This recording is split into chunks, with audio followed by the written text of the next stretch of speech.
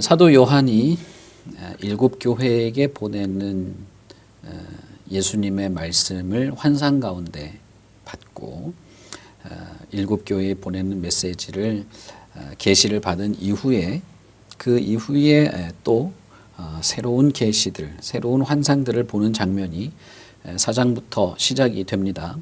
4장 1절에 이 일 후에 내가 보니라는 말은 다니엘서 2장을 생각나게 하죠. 다니엘서 2장 28절에도 다니엘이 환상을 본 느부갓네살 왕에게 하나님께서 이후에 일어날 일들을 보여주십니다 라고 말하죠. 요한계시록 1장 서론을 하면서 제가 이 내용에 대해서 말씀을 드렸습니다. 다니엘서에 계시되었던 말세에 대한 환상과 계시가 요한계시록에도 그대로 인용되고 있고, 물론 사도 요한이 자신이 본 환상을 말하는 것이지만 그것은 뜬금없이 그냥 어느 날 미래에 대한 일들을 갑자기 보여준 것이 아니라 구약에서부터 이어져 오던 하나님의 계시를 좀 더 구체적으로 보여주는 그런 내용이라고 말씀을 드렸고, 다니엘에게 보여줬던 다니엘서에서 있었던 그 후에 일어날 일에 대한 그 일들이 지금 사도 요한이 살아있는 바로 그 시대에 일어나고 성취되고 있다, 이렇게 말씀을 드렸습니다. 그런 면에서 4장 1절에 있는 이 일 후에 내가 보니라고 하는 것은 앞으로 일어날 미래의 어떤 사건들이 순차적으로 뭐가 떼니까 뭐가 쏟아지고 그 다음에 뭐가 있으니까 뭐가 오고 우박이 오고 하고 있는 무슨 그런 사건의 순서를 나열한 환상이 아니고, 하나님께서 마지막 때에 이루어지게 될, 마지막 말세 때에 마땅히 이 세상에 벌어지게 될 일들에 대한 환상, 계시를 보여준다, 이렇게 생각하시면 되겠습니다.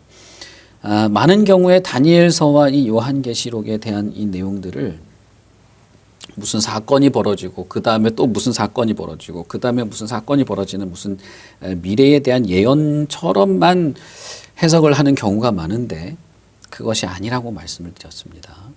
여기서 말하는 이 일 후에 내가 보는데 앞으로 일어날 일들을 내가 보이겠다라고 할 때의 이 일은 현재 일어나고 있는 일입니다. 사도 요한이 살아있을 때 이미 일어났고, 그리고 일어나고 있고, 그리고 앞으로도 일어날 일들을 지금 보여주는 것이에요. 그러니까 지금 우리의 입장에서는 우리에게도 여전히 현재형인 이야기죠. 다니엘서에서는 미래의 얘기를 했을지 모르지만, 그러나 사도 요한의 이 계시 속에서는 이것은 현재 역사 속에 있는 교회들에게 있는 그런 사건들을 말한다고 볼 수 있겠습니다. 우리가 요한계시록을 읽으면서 계속 살펴보겠습니다만은, 여기서 이 환상 속에서 보여준 이 사건들은 매우 복합적이고 교회 역사 속에서 일어난 일도 있고 현재 진행형으로 되어 있는 일도 있고 앞으로도 계속 벌어질 일들처럼 묘사되기도 하고 우리는 다 그걸 압니다. 여기서 나타나는 일들은 복합적이고 과거에 지나간 사건이 아니라 지금도 일어날 수 있고 미래형으로 예언된 거지만 과거에 일어난 것일 수도 있고 이렇게 복합적으로 교회 역사 속에서 계속되는 일이다, 이렇게 생각하시면 되겠습니다.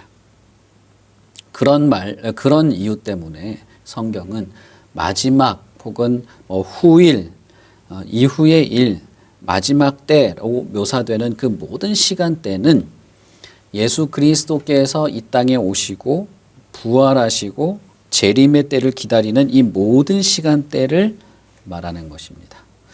제가 1장 설명 드릴 때 말씀을 드렸으니까 그렇게 이해를 하시면 되겠습니다. 그래서 이걸 언제 일어날 것인가, 지금 이렇게 기근이 일어났으니까 그 다음에 뭐가 떼지면 무슨 질병이 찾아오고 이럴 것인가, 그런 것이 아니라 이건 다 복합적으로 현재형으로 다 일어나는 일이다, 이렇게 생각하시면 되겠습니다. 2절에 보시면 요한은 내가 곧 성령에 감동되었다, 그리고 하늘의 보좌를 보았다라고 말합니다. 하나님께서 선지자들에게 하나님의 계시를 전할 때 언제나 성령의 감동 속에서 되었던 것을 생각해 보면 사도 요한은 다른 이사야 선지자나 다니엘이나 에스겔이나 이런 선지자들과 동일하게 성령의 감동 속에서 하나님의 보좌가 있는 이 천상의 왕궁으로 왕궁을 보게 된 것을 우리가 생각할 수 있겠죠. 요한계시록 6장부터 21장 그리고 22장 앞달락까지 이어지는 그 모든 그 환상에 대한 내용들은 이 요한계시록 4장과 5장의 어떤 근거에서 기반에서 이렇게 가지를 뻗치면서 나오는 이야기라고 볼 수 있습니다. 5장 1절에서 보면 이 봉인된 두루마리를 풀면서 봉인된 이 책을 풀면서 그 안에 있는 내용들을 쭉 설명하는 것이 이 환상의 내용들이 되겠죠. 그런 면에서 여러분 우리가 이제 다음 주에 5장을 살펴보겠습니다만은 이 4장과 5장에서 사도 요한이 본 이 환상, 천상의 보좌죠. 천상의 보좌에서 있었던 일들이 나머지 6장부터 22장 그 앞달락까지에 있는 전체 내용들을 이해하는 하나의 그 근거, 베이스라고 생각하시고 살펴보면 되겠습니다. 하나님의 앉으신 보좌를 본 선지자는 에스겔도 있습니다. 에스겔서에서도 거의 유사한 표현으로 되어 있죠. 하늘 위에 궁창에 보니까 보좌가 있더라. 그 보좌에 보석 같은 느낌이 나고 무지개도 있고 참 영광스럽더라 하는 것을 에스겔 선지자도 환상 속에서 보았습니다. 사도 요한도 환상 속에서 동일하게 하나님의 보좌를 본 것으로 말하고 있죠. 그런 면에서 사도 요한은 구약의 여러 다른 선지자들과 전혀 별개의 이 사람만 독특하게 말세에 무슨 종말의 때 벌어질 희한한 사건을 본 것이 아닙니다. 사실상 요한계시록에 나오는 환상들의 대부분은 구약의 근거를 두고 있고 구약의 선지자들이 보았던 환상과 크게 다르지 않습니다. 에스겔 1장 26절과 28절을 보시면 에스겔도 동일한 환상을 보는데 궁창 위에 보좌가 있었다. 그리고 그 보좌는 남보석 같고 보좌에 사람 같은 형상이 보이더라. 이렇게 말하죠. 그리고 그 보좌의 사방의 광채는 무지개 같았고 내가 보니 여호와의 영광의 모습이었다. 그리고 그 보좌로부터 음성을 들었다. 이렇게 말하게 됩니다. 사도 요한이 본 보좌의 내용과 거의 다를 바가 없죠. 이 보좌라고 하는 것은 throne이라고 하는 영어 단어로 하면 그런 단어인데 이것은 왕좌를 말합니다. 요즘에는 우리나라 이제 드라마 영향인지 이제 왕좌라는 말을 더 많이 쓰는 것 같아요. 이 보좌는 절대적인 통치자가 자신의 그 권능과 권위를 상징하는 자리라고 볼 수 있겠습니다. 왕이 앉는 그 왕의 위엄을 드러내는 자리인 것이죠. 이 throne이라고 하는 이 왕좌, 이 보좌에 하나님이 계시다라고 하는 것이 이 요한계시록 4장에서의 가장 가장 중심적인 장면이라고 볼 수 있겠습니다. 사실상 제가 아까 말씀드린 것처럼 요한계시록 22장까지 이어지는 모든 환상에서의 어떤 흔들리지 말아야 되는 중심은 보좌에 하나님이 앉아 계시다라는 것이에요. 이것을 이 중심을 없애버리고 이 중심을 생각하지 않고 이 환상의 가지 개개의 환상에 막 몰입돼 가지고 이게 무슨 뜻이냐 이렇게 하기 시작하면 온갖 희한한 해설들을 다 하기 시작하게 되는 것이죠. 사도 요한은 자신이 이후에 있을 일을 보겠다라고 하는 음성 이후에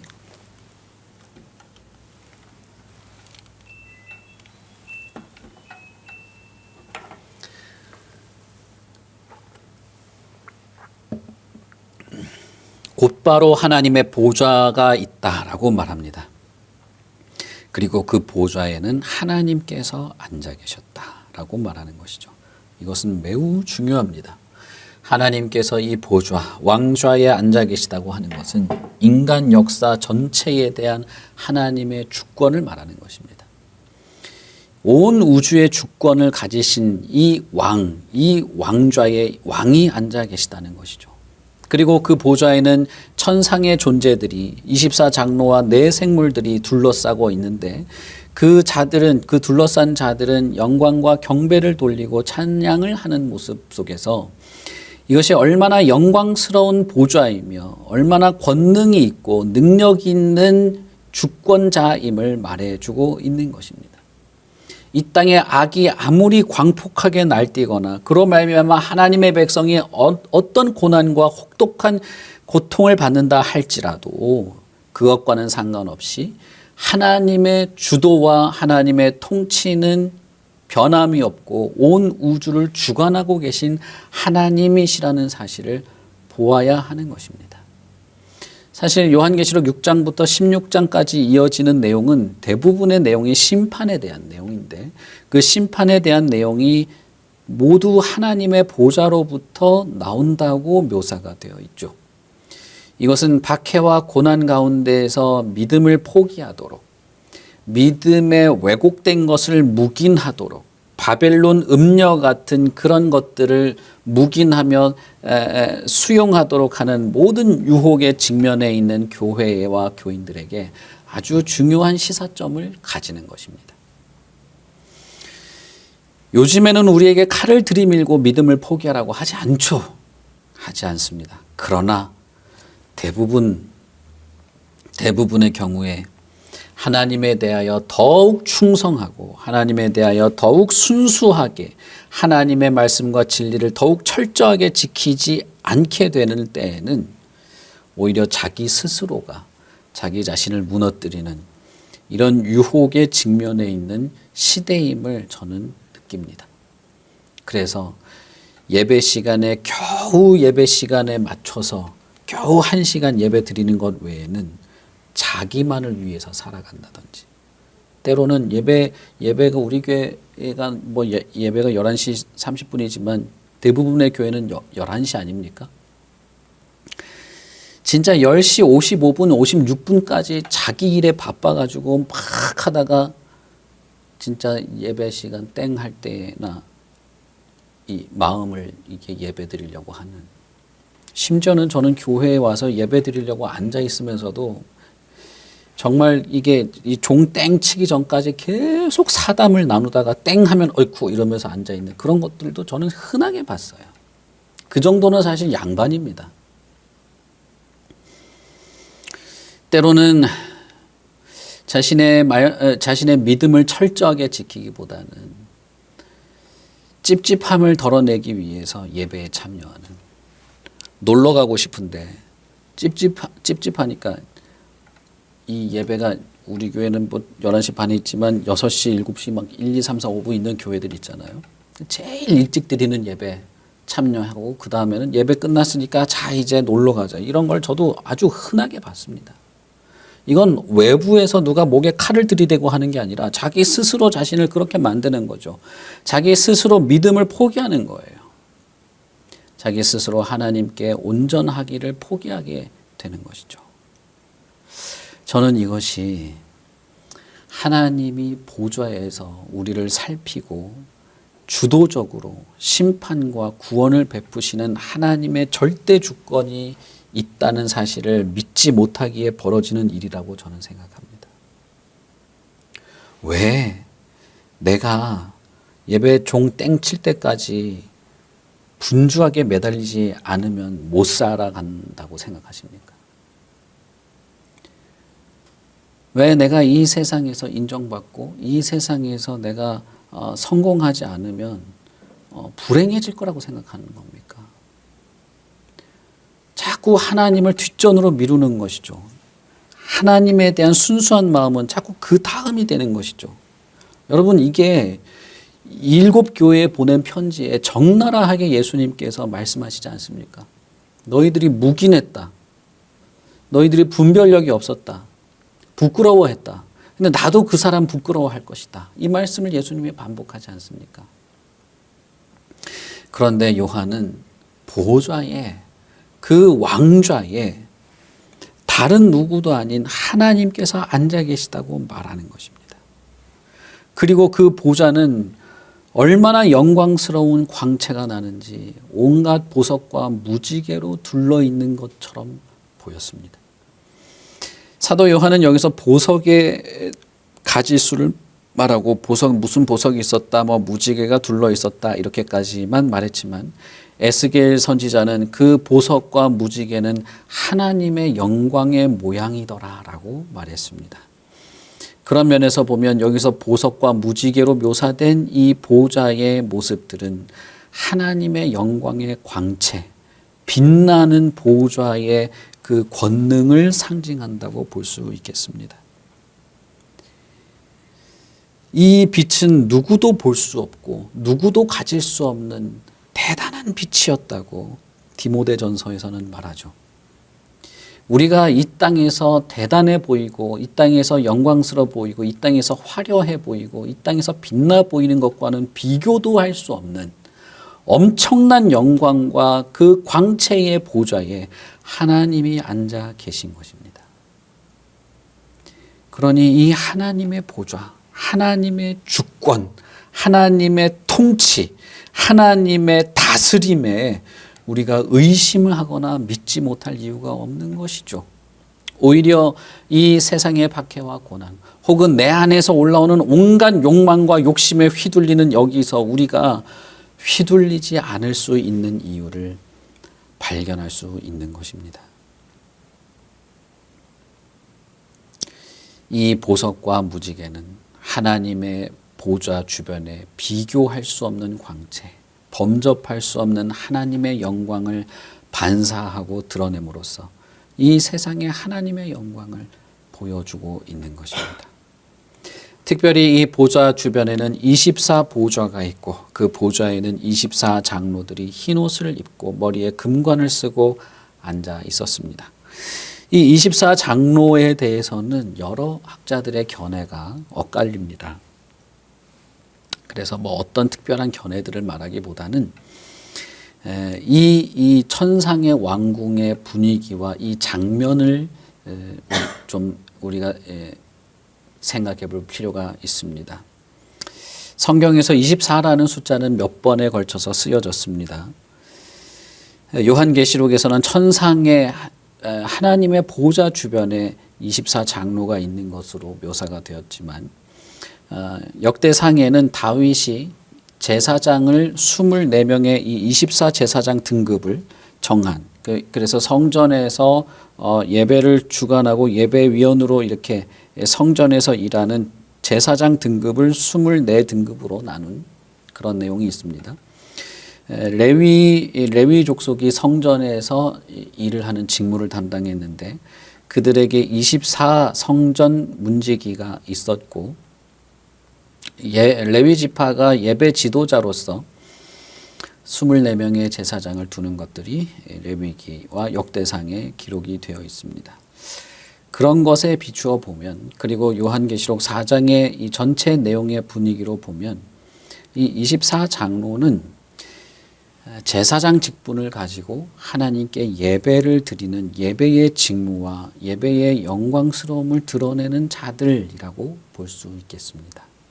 그렇게 보면 신약의 모든 성도들은 보편적으로 제사장적인 직분을 가지고 있죠.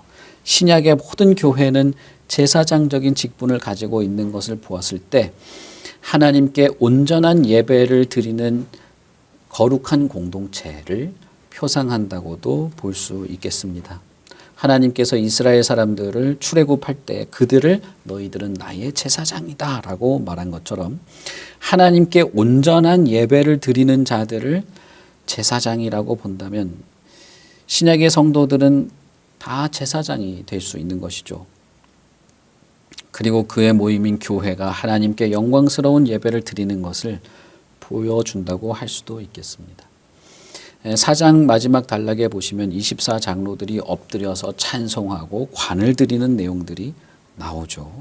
그렇게 보면 이 24장로들이 천상의 보좌 주변에서 하나님을 경배하고 예배하고 있는 일을 하고 있다. 이렇게 볼 수 있겠습니다. 5장에서는 24장로들이 어린 양의 종으로서 어린 양의 이 대리적인 일을 하는 자들로 나오고 하나님께 성도들의 기도를 이렇게 올려드리는 그런 자들로서 또 묘사가 되고 있죠. 그렇게 보면 하나님의 대리자 혹은 하나님의 종, 어린 양의 종으로서 하나님을 경배하고 예배하고 하나님께 순복하는 하나님의 종들로 천사들을 상징한다고도 볼 수도 있겠습니다. 어쨌든 4장에서의 이 주 안점은 이 24장로들이 하나님께 영광스러운 찬송과 경배와 감사로 하나님을 예배하고 있다는 것입니다.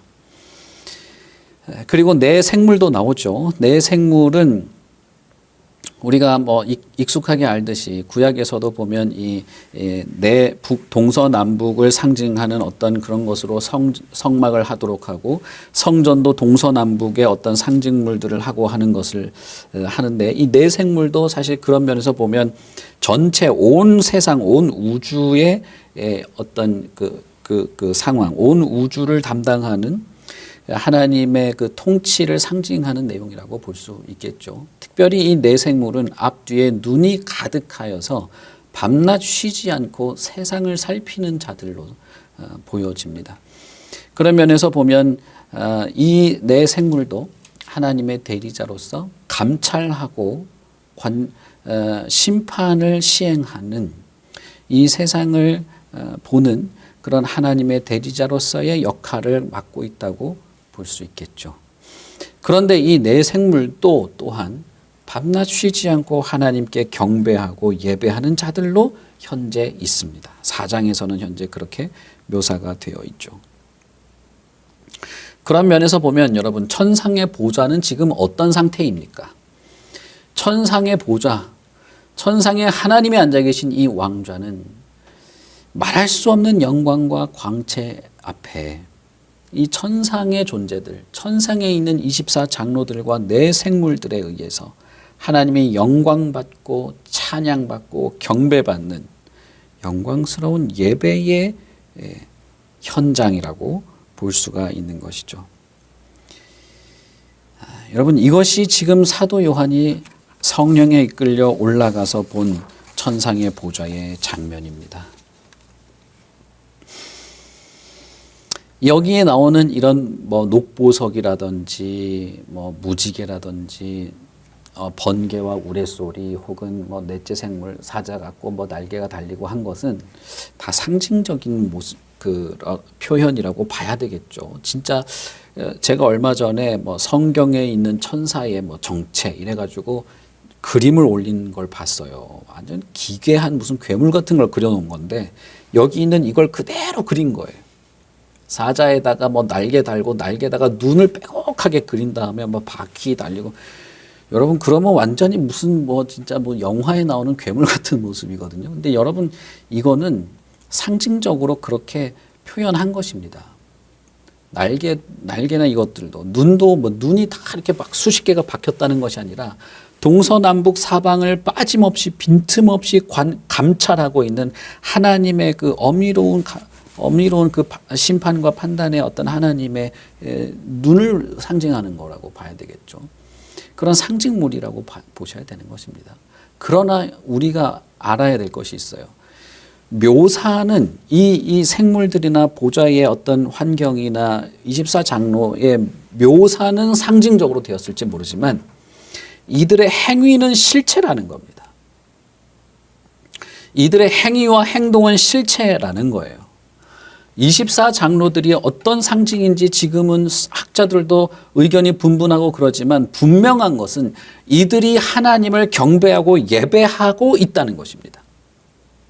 내 생물에 대해서는 어떤 상징이 이런 것을 가지고 있다고 구약과 여러 가지를 가지고 해석은 할 수 있을지 몰라도 분명한 것은 무엇이냐면 이 내 생물이 하나님께 경배하고 예배하고 있다는 것이에요. 이것이 지금 천상의 모습인 것입니다. 저와 여러분이 바라는, 저와 여러분이 그토록 부르짖는 천상의 모습은 바로 이렇습니다. 말할 수 없는 광채 속에 하나님이 계시고 그 보좌에서 절대 주권과 통치를 하고 있고 그 주변에는 자신의 자리에서 기꺼이 감사와 찬송과 영광과 경배를 드리는 예배자들이 둘러 있는 것입니다. 이것이 천상의 존재들인 것이죠. 그러면 여러분, 우리가 천국에 가면 뭘 할까요? 우리가 천국에 가도 예배하겠죠. 요한계시록 4장에서의 가장 중요한 핵심은 보좌에 계신 하나님께 예배하는 예배입니다. 경배가 이 4장의 핵심이에요. 그런 면에서 여러분 6장부터 있는 모든 내용들도 여기에 하나의 기초를 가지고 해석할 필요가 있습니다.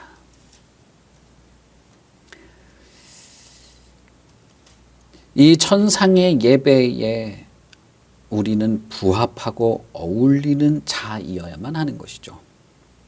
이 천상의 경배와 찬양과 예배가 우리에게 어떤 감동과 감격과 어떤 마음의 태도를 가지게 하는가가 훨씬 더 중요한 겁니다. 요한계시록을 쓸 당시에 사도 요한은 귀양살이를 하고 있는 중이었고, 그 외에 다른 초대교회도 여러분 우리가 7교회의 상황을 본 것처럼 지독한 고난과 핍박 속에 있었습니다. 그럼에도 불구하고 사도 요한이 본 것은, 우리가 바라볼 것은 바로 이 영광스러운 예배 공동체가 우리가 바라볼 것이라고 말하고 있는 것입니다.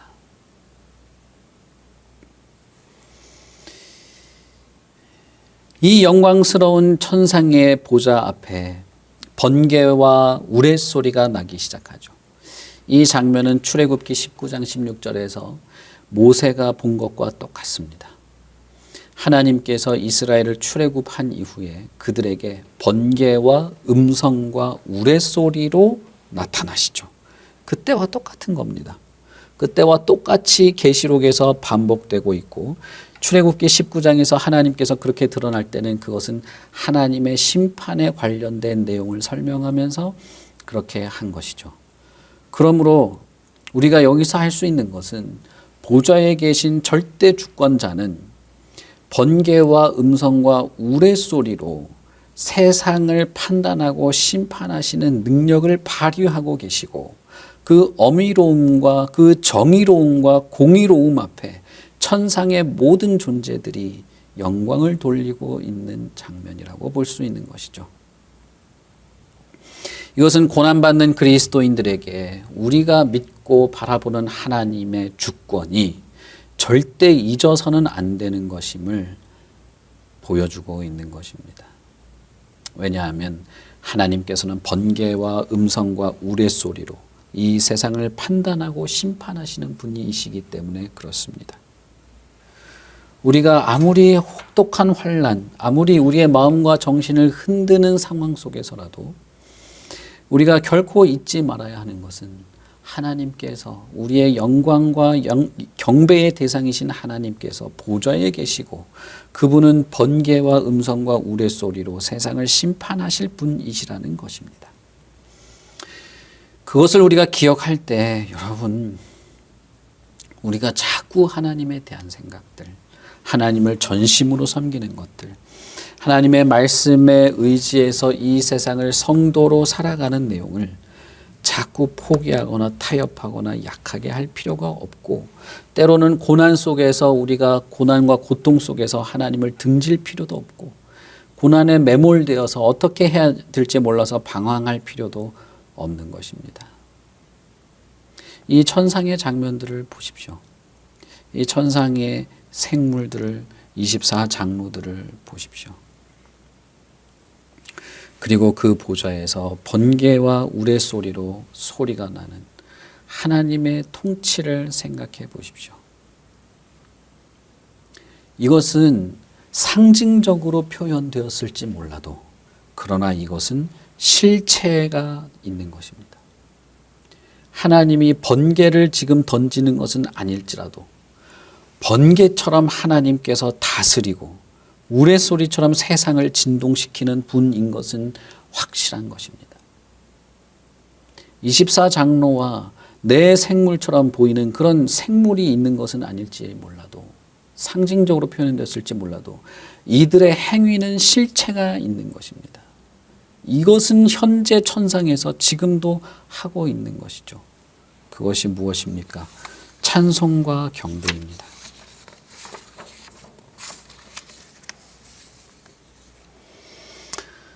보좌에 앉아 계신 하나님에 대한 이 환상은 하나님께서 거룩하시고 피조물을 지배하시는 주권자라는 것을 매우 강조합니다.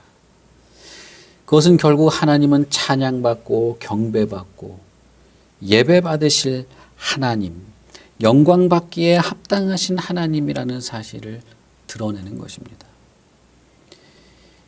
요한계시록 4장의 핵심은, 주안점은 바로 이것입니다. 하나님은 거룩하시고 능력과 주권으로 말미암아 영광받기에 합당하신 분이시다. 당신의 집이, 당신의 교회가, 당신의 현재 상황이 어디에 있건 하나님이 온 우주를 진동하며 다스리시는 하나님이라는 사실을 잊지 말라. 그리고 천상은 이렇게 영광스러운 예배 속에, 찬송 속에 있는 곳이니 그곳을 바라보자 라고 하는 것입니다. 제가 말씀드린 것처럼 초대교회 사람들은 끓는 기름에 던져지기도 하고 톱에 썰리기도 하고 목이 매달리기도 하고 짐승에게 찢겨 죽기도 하고 십자가에 거꾸로 매달려 죽기도 했습니다. 그럼에도 불구하고 이 천상의 보좌에서 온 우주를 다스리시는 하나님을 바라보게 했던 것입니다. 실제로 천상을 보니 이렇더라라는 겁니다. 내 생물과 장로들이 이 천상의 경배에서 보여주는 것은 모든 피조물이 하나님을 영화롭게 하도록 지음받았다는 사실입니다. 특별히 구속받은 인간, 구원받은 성도는 하나님을 찬양하고 영화롭게 해야 하는 자들이죠. 그리고 그 모습은 실제로 천상에서 24장로들과 내 생물들에 의해서 보여지고, 이 땅에서는 참되고 거룩한 하나님의 공동체에 의해서 이 땅에서는 행해지게 되는 것입니다. 그러니 천상에서는 이 천상의 존재들에 의해서, 지상에서는 하나님의 택함받은, 그러나 고난 중에 있어도 하나님의 택함받은 성도들에 의해서 이 예배가 행해지고 수행되는 것입니다.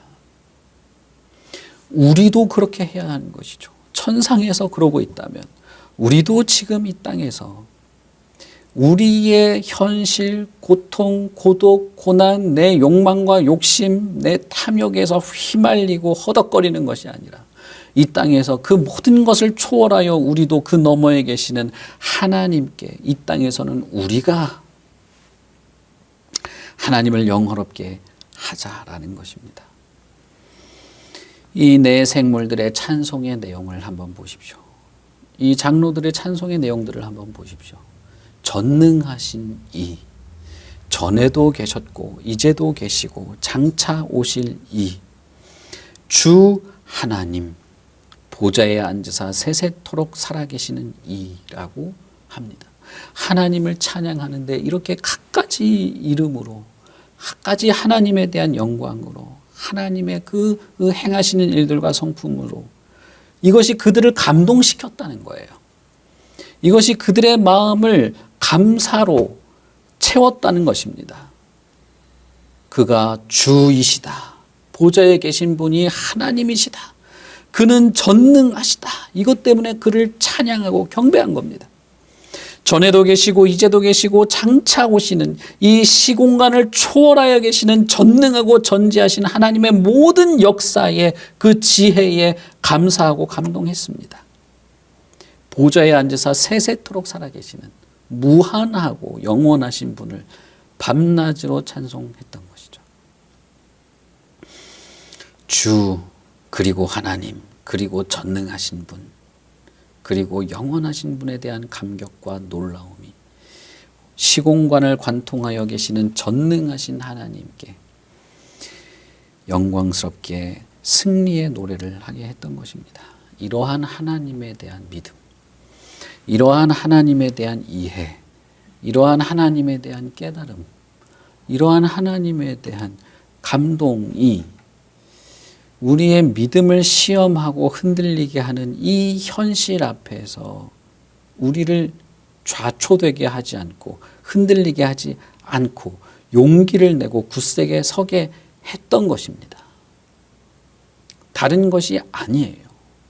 내가 갑자기 로또의 복권에 당첨되어서 용기가 생긴 게 아니라 하나님을 생생하게 보고 그분을 생생하게 바라보고 그 하나님의 그 역사와 그 지혜와 권능과 다스림과 그 전능과 영원을 생각해 볼 때 마음의 용기를 낼 수 있었던 것이 성도들이었다는 것입니다.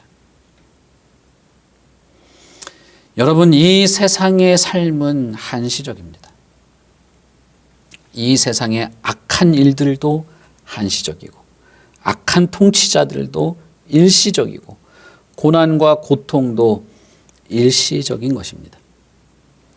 그것에 비추어 보면 보좌에 앉으셔서 세세토록 살아계신 분이야말로 우리에게 중요한 분이 아닙니까?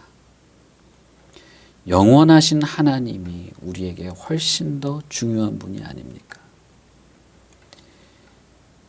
일곱 교회와 이후의 모든 교회에 고난받는 성도들, 죄의 유혹 속에서 허덕거리는 자들도 동일한 어려움에 직면하게 되지만 결국은 그 모든 유혹과 역경을 이겨내고 인내할 수 있는 것은 바로 하나님 때문입니다. 하나님이 보좌에 앉아 계시고 온 세계를 감찰하는 가득 찬 눈을 가지고 있는 이 능력을 가지고 있는 천상의 존재들조차도 24장로들 어린 양의 종이요 우리의 기도를 하나님께 올려드리는 이 능력의 예배 주관자들인 24장로들도 감동과 감격과 감사로 하나님께 예배하듯이 천상에서 그렇다면 우리는 이 땅에서 예배할 수 있는 것이죠. 바로 이런 천상의 감격스러운 장면을 눈앞에서 보고 바로 앞 환상에서 일곱 교회에게 말씀하시는 그 일곱 교회의 상황을 생각해 볼 때 사도 요한이 이 세상에 이 땅에 그 일곱 교회들을 포함한 모든 교회들에게 말해주고 싶은 메시지는 무엇이었겠습니까? 왜 하나님은 이 예배 장면을 요한에게 보여주셨겠습니까? 여러분, 우리는 우리의 일상적인 삶에서 이러한 하나님의 주권을 어떻게 이해하고 계십니까? 이러한 하나님의 영광스러운 그 무엇과도 비교할 수 없는 이 주권을 어떻게 생각하고 계십니까? 사도 요한이 이 환상 속에서 묘사된 이 주권, 이 보좌와 영광스러운 이 주권에 얼마나 부합하십니까? 혹시 우리는 하나님의 주권에 대해서 너무나 빈약한 이해를 가지고 살아가고 있는 것은 아닙니까? 하나님의 주권에 대한 믿음은 고난과 역경 속에 있는 자에게 위로와 용기를 얻게 하고 힘을 얻게 합니다. 반면 하나님의 주권과 주도권에 대한 빈약한 이해는 우리를 방황하게 만들 것입니다. 24장로와 네 생물을 보십시오. 이들은 지극히 하나님을 높이며 경배했습니다. 천상에서 벌어지는 이 실제적인 일들을 우리는 진지하게 생각해 보아야 합니다. 천상은 천상이고 이 땅은 이 땅이고 나는 할 일이 있고 당장 내가 이거 하지 않으면 이번 달에 내가 손해를 보고 지금 여러분 우리가 그러고 살고 있지 않습니까? 천상에서 벌어지는 이 영광스러운 예배를 왜 요한에게 내가 보여줄게, 이후로 될 일을 내가 보여줄게 해놓고 왜 이 예배 장면부터 보여줬을까요? 계시록 4장에 게시된 것처럼 천상의 예배의 가장 가운데에는 하나님이 있습니다. 바로 그것처럼 우리의 예배도 이러해야 하고 우리의 일상적인 삶도 이러해야 한다는 것입니다. 천상의 예배의 초점이 하나님을 영화롭게 하는 것이었다면 지상에서의 우리의 예배의 핵심도 초점도 우리의 삶의 중심도 이러해야 합니다. 우리가 요한의 환상을 통해서 보는 천상의 예배 장면을 묵상해 보자면 땅에서 행할 우리의 예배가 어떠해야 하는지를 분명히 아실 겁니다. 여러분의 이해와 선지식과 어디서 배워온 뭐가 어떠하든지 간에 여러분의 기준이 아니라는 거예요. 우리의 예배는 어떠해야 하는지를 여러분 진지하게 숙고해 볼 수 있을 것입니다. 우리가 말하고 기도하고 노래하는 내용에 영향을 미쳐야 돼요. 나는 노래할 때 뭘 노래하지? 내가 하나님을 찬양할 때 찬양의 주제가 도대체 뭐지? 그걸 생각해 볼 필요가 있는 것입니다. 예배의 형식이나 순서는 바뀔 수 있을지 몰라도 우리의 예배의 내적인 본질, 우리의 삶의 내적인 목표는 그리스도와 하나님께 경배를 하고 예배하는 것에서 벗어나서는 안 됩니다. 예배의 대상이신 그리스도와 살아계신 하나님, 살아계신 하나님 삼위일체 하나님의 내적인 친밀성과 그 공동체에 참여하는 것에서 벗어나서는 안 되는 것입니다. 여러분, 우리가 성경 공부 두 주를 통해서 우리가 살펴봤지 않습니까? 그리스도는 하나님이시고 예배의 대상이다. 그리고 그 그리스도는 삼위일체 하나님이시다. 우리가 지난주까지 했지 않습니까? 여러분, 그것을 알게 됐을 때 우리의 예배나 찬양이나 여기서 여러분 어떤 생각을 하시게 됐습니까?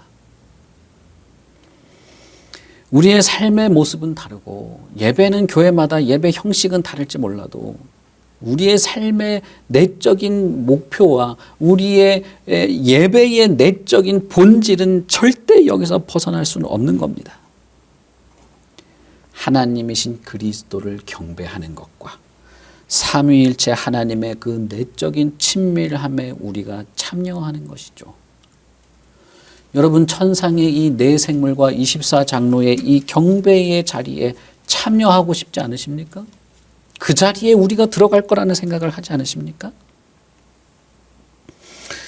6장부터 이어질 그 심각한 심판과 많은 환상에 앞서서 하나님은 무엇보다도 먼저 이 예배와 보좌에 계신 하나님을 보여주고 싶었다는 사실을 기억해 보십시오. 하나님의 택함받은 백성들의 삶은 궁극적으로는 성령의 인도를 따라서 하나님의 천상의 보좌 앞에까지 끌려가는 것이 저와 여러분의 삶입니다. 어떤 사람은 학교에 다닐 수도 있고 직장에 다닐 수도 있고 열심히 일할 수도 있고 돈을 많이 벌 수도 있고 적게 벌 수도 있고 이 땅에서의 삶은 너무 다르죠. 그러나 내적인 본질, 성도들의 삶의 본질은 결국 그 인생 전체는 하나님의 천상의 보좌에 가는 길입니다. 하나님의 천상의 보좌로 이렇게 앞으로 나아가는 것이 우리의 인생이에요.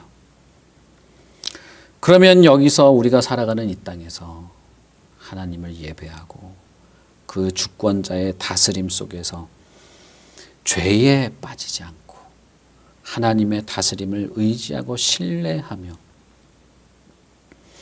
더욱 하나님의 말씀 앞에 온전하기를 바라는 것이 우리에게는 분명히 있어야 하는 겁니다. 없을 수 없는 것이죠. 그런데 여러분, 이것이 우리에게 용기를 주는 내용이라는 거죠. 저와 여러분에게 어떤 내용으로 어떤 마음가짐으로 다가옵니까? 저와 여러분의 예배에 어떤 태도, 어떤 마음가짐을 가지게 하십니까? 우리의 복잡하고 어려운 삶에 어떤 태도를 가지게 하십니까? 우리는 지금 당장 여기서 어떤 마음이 들지 않는다 할지라도 여러분, 이 4장 요한계시록 4장에 계시된 이 내용을 자세히 묵상해 보십시오. 하나님에 대해서 한번 잘 생각해 보시고 이 장면이 내 눈앞에 펼쳐지고 있다고 한번 생각해 보십시오. 내가 지금 그 자리에 한 걸음 발을 디디려 나아가야 한다는 사실을 기억하시고 이 하나님의 보좌에 계신 하나님의 주권을 생각하시고 이 땅을 하나님의 백성답게, 이 천상의 보좌를 향하여 가는 하나님의 백성답게 그렇게 살아갈 수 있기를 바랍니다. 우리 같이 기도하겠습니다.